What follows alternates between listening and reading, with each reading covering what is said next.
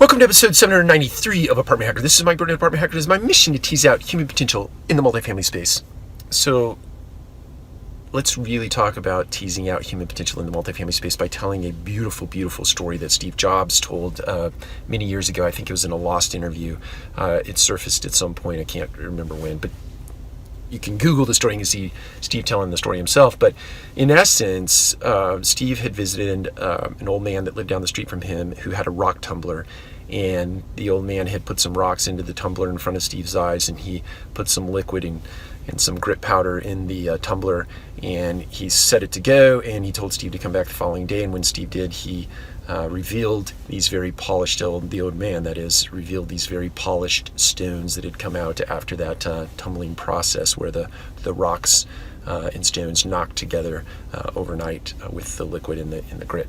So Steve goes on to talk about how that is a metaphor for how wonderfully talented, smart and talented people get together and work on projects. And through their bumping up against each other, arguing, fussing, fighting is the way that I like to put that, they yield a product, right? They yield an offering, they yield a story, they yield a culture, they yield an organization that sustains itself over a long bit of time. But why?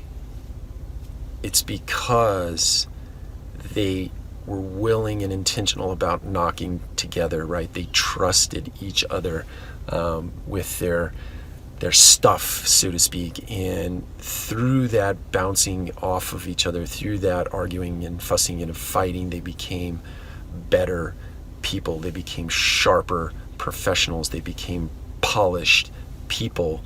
And as a function of being polished people, they moved a project through to an outcome, right? They moved an organization through to a wonderful, beautiful culture.